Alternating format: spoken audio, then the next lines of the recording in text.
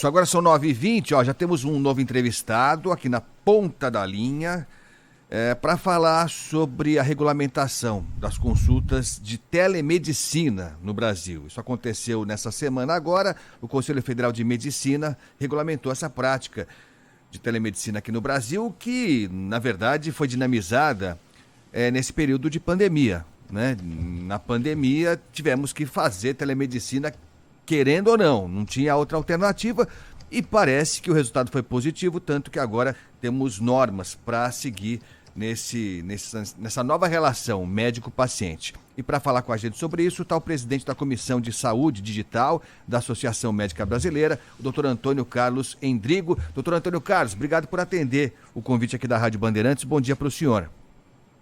Bom dia, Agostinho. Eu que agradeço aqui a oportunidade de falar com vocês sobre esse assunto tão relevante aí na área de saúde. É isso. Doutor Antônio Carlos, que está em áudio e vídeo com a gente também, pode entrar aí se você quiser acompanhar no nosso canal no YouTube, youtube.com/Rádio Bandeirantes Oficial. Né, Cláudio Humberto? Faça a primeira pergunta, por favor. Doutor Antônio Carlos, muito prazer em tê-lo aqui, uma honra mesmo, viu? E para discutir um assunto tão que diz respeito, assim, do interesse tão próximo das pessoas. Eu passei por isso recentemente. Eu fui fazer uma cirurgia na vista e fiz uma, como é que chama? É uma consulta sobre risco cirúrgico, acho que é isso. E aí eu fiz a consulta através por vídeo, né? Enfim, esses instrumentos que o celular hoje nos oferece. E me pareceu tão positivo, né? Muito positivo mesmo, né? E, no entanto, o que a gente percebe é que tem ainda, assim, para mim, incompreensível resistência de alguns setores no sentido de tornar isso uma realidade cada vez mais presente, até porque tem um detalhe, Agostinho, na telemedicina, que é o seguinte, que é a garantia de que o médico está dando atenção total ao seu paciente, ao seu cliente, porque ele está olhando, está ali, enfim, trocando informação, fazendo anamnese, pedindo informações, etc. Mas tem gente que não gosta disso, né? Eu queria que o nosso entrevistado nos refletisse conosco sobre quais os problemas que a telemedicina tem enfrentado e por que resistência de alguns setores. É porque são setores atrasados mesmo, anacrônicos, ou não? Ou tem suas razões, doutor? Nos explica aí. Cláudio Humberto, bom dia a você também. E muito bom você poder compartilhar a tua experiência conosco aqui, porque o seu caso é um bom exemplo de como a telemedicina pode ser utilizada. Ela não é para todos os casos, é para questões específicas. A gente entende que ela complementa o atendimento médico e o objetivo dela é aumentar o acesso dos pacientes aos serviços de saúde em diversas situações, ou por questões de distância. Nós temos um país continental, há muitas regiões do país que não tem acesso, não tem médico em hipótese alguma, e a única forma de ter acesso é através desses serviços, dessa tecnologia de comunicação e informação. Existem regiões também que tem médico, mas não tem determinados especialistas. E aí essas especialidades podem chegar até o paciente. Então, essa é a proposta. Agora, onde está algumas pessoas que não aceitam a telemedicina? Primeiro, a gente tem que entender que algumas pessoas têm dificuldade, e estou falando tanto de médicos como de pacientes, de se relacionar através de uma câmera. Temos que aceitar isso e essas pessoas não vão conseguir fazer uma consulta e o médico também não vai conseguir fazer um atendimento remoto, e para isso já existe o atendimento presencial. Outro movimento, outra situação também que foi contra a telemedicina são algumas áreas conservadoras dos médicos, por questões de regionalidade. Você às vezes pode perder pacientes para médicos de determinados centros de referência, e esse corporativismo, esse conservadorismo é que talvez tenha atrapalhado um pouco a gente ter demorado tanto tempo para utilizar a telemedicina. Nós estamos falando hoje, Cláudio, Humberto e Agostinho, que nós temos uma resolução, sobretudo por conta da pandemia, porque nós já vínhamos discutindo uma resolução para os médicos e havia uma rejeição muito grande por parte do Conselho Federal de Medicina. Então, esse período que nós tivemos de pandemia serviu para mostrar que a telemedicina deve ser utilizada de forma complementar e ela é muito útil, como o Cláudio Humberto pôde compartilhar conosco aqui a experiência dele. Aliás, vou contar aqui, o Cláudio contou uma historinha dele, vou contar a minha rápida aqui.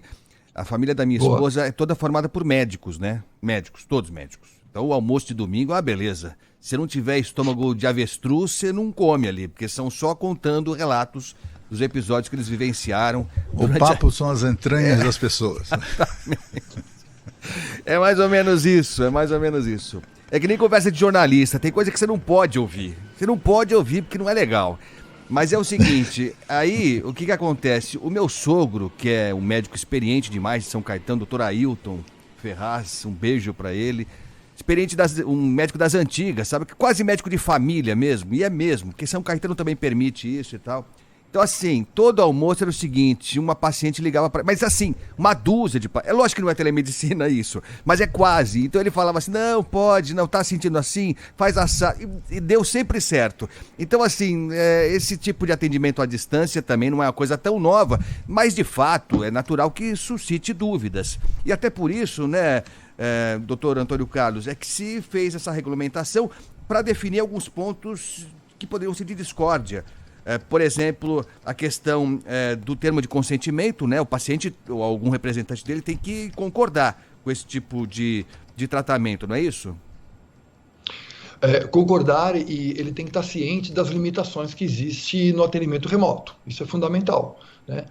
E também saber que o médico, diante da investigação diagnóstica, pode se recusar a fazer um diagnóstico naquele momento, porque ele não quer expor o paciente ao risco e falar, olha, no seu caso, infelizmente, nós vamos ter que fazer um primeiro contato ou um contato presencial. Então, no termo de consentimento, tem todas essas considerações que é importante saber antes de se iniciar.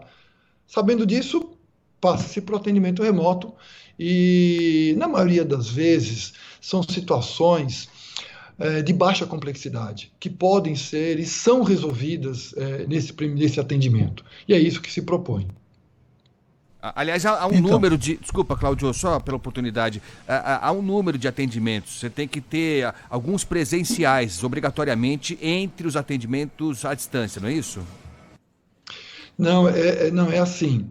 A resolução nova que foi publicada essa semana, ela tem um artigo determinado lá que você pode fazer o primeiro atendimento. A discussão que existia antes o médico obrigatoriamente, no primeiro contato com o paciente, tem que ser presencial ou não.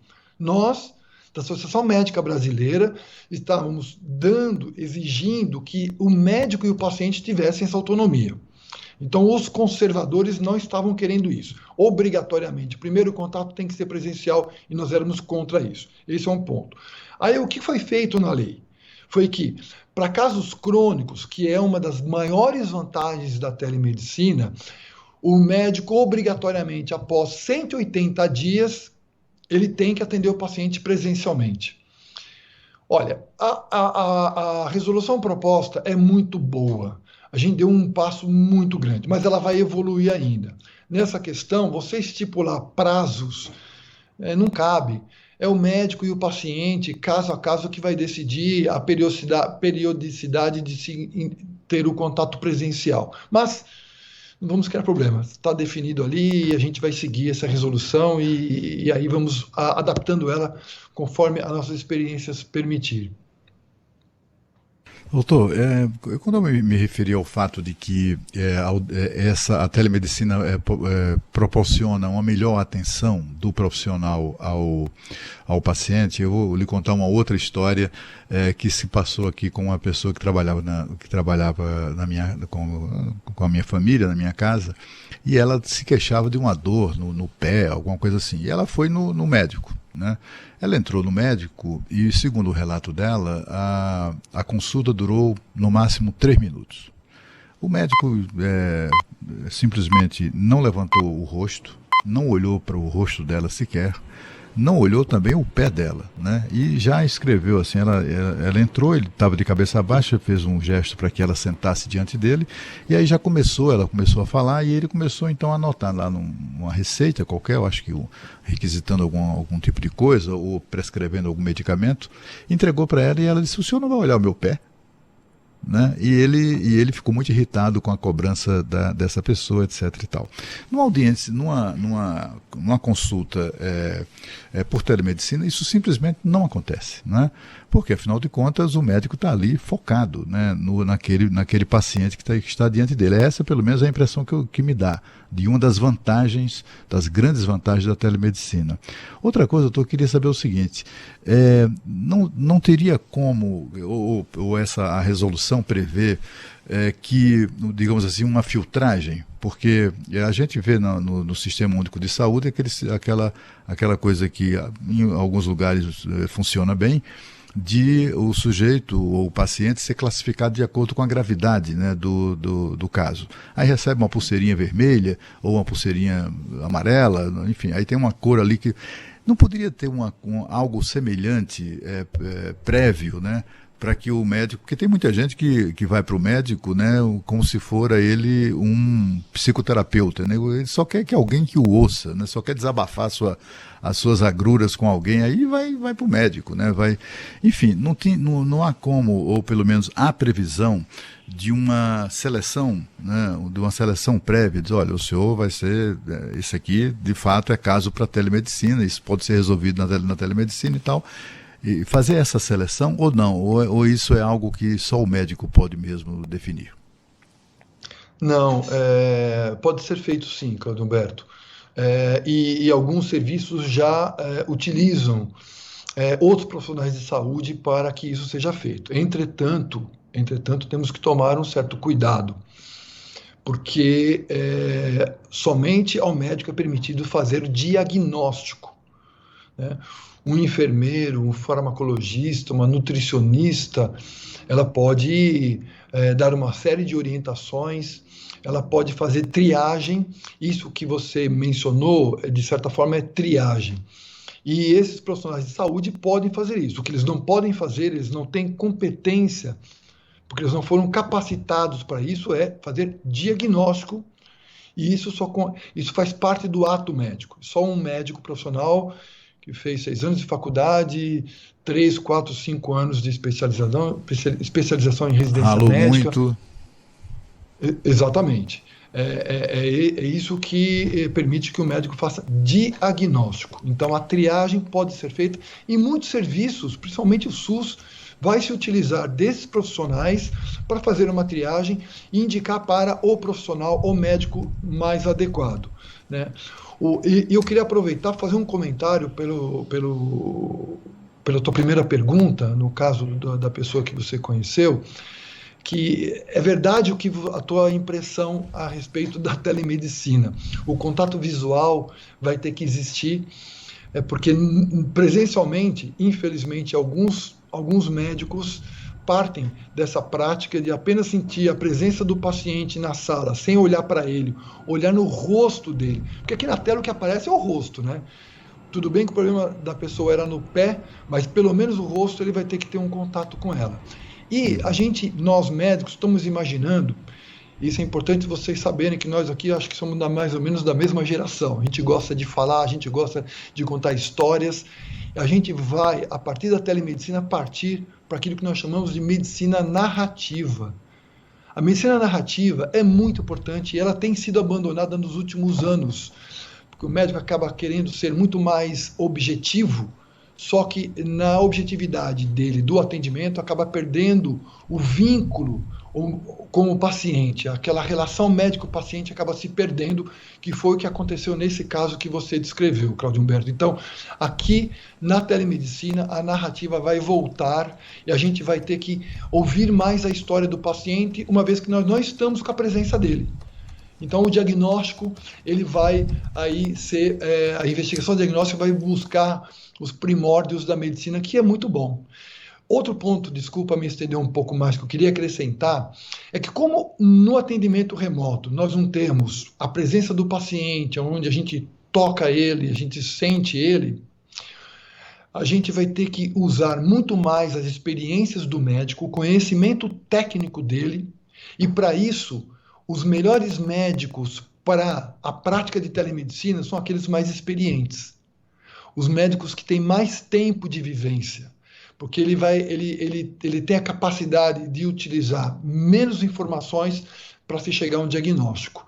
Já os médicos mais novos ainda estão adquirindo aquela experiência, vão ter vários casos para adquirir toda aquela experiência. Então, a gente tem um paradoxo, né? Essas novas tecnologias, hoje, no caso da telemedicina, ela vai ser mais importante ser utilizadas pelos médicos mais antigos, que muitos deles têm, às vezes, alguma resistência, né, em se utilizar dessas tecnologias.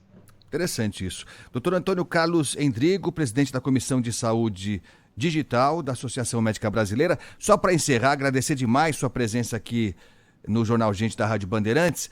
Essa telemedicina, ela vai baratear os custos? Vai ficar mais barato a consulta para o paciente ou nada a ver? Eu não sei, assim, pensando como leigo, me parece que isso pode ser algo que barateie, porque em tese o médico ele não precisa nem estar no consultório, ele não precisa se deslocar de casa, ele pode atender em casa. Enfim, me dá a impressão que dá da telemedicina, desses atendimentos, dessas consultas, do serviço à distância, é que ele barateia todo o processo. Isso pode significar um custo menor para o paciente, doutor?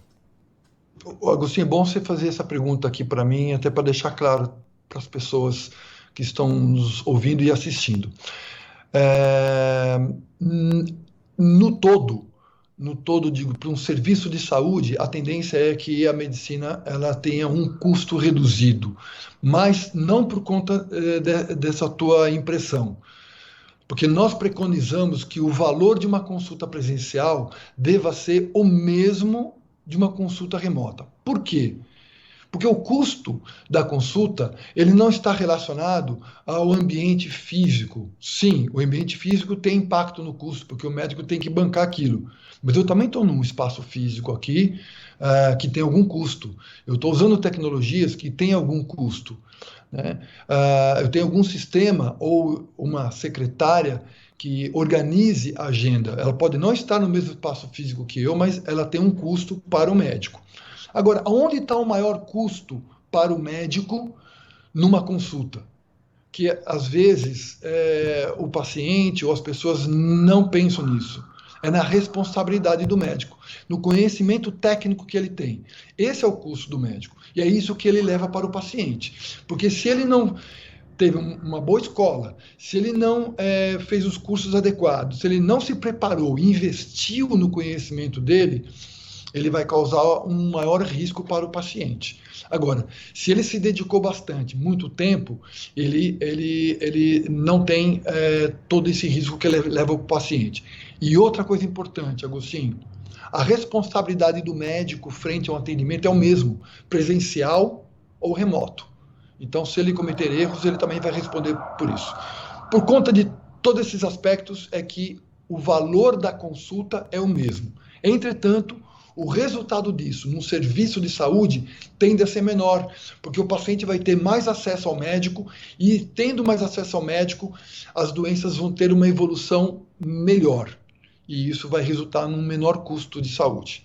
Não sei se eu expliquei, e se você concorda com a minha explicação também, né? Porque não basta eu aqui falar isso assim, não, mas eu acho que o valor da consulta ou o valor do serviço devia ser menor. A gente não acredita nisso e pregamos que seja o mesmo valor. Perfeito. Doutor Antônio Carlos Endrigo, foi muito um prazer. Muito boa. Eu queria dizer que foi muito boa a entrevista, muito esclarecedora. Eu queria cumprimentar o doutor Antônio Carlos pelo entusiasmo com relação a uma causa que fala que grita, né, em favor do interesse da população. Valeu, doutor. Obrigadão. Agradeço a vocês, Agostinho. Agradeço a vocês, o Cláudio Humberto. Estou super à disposição de vocês. Muito obrigado. Um bom dia. Tá combinado. Doutor Antônio Carlos Endrigo, que é presidente da Comissão de Saúde Digital da Associação Médica Brasileira.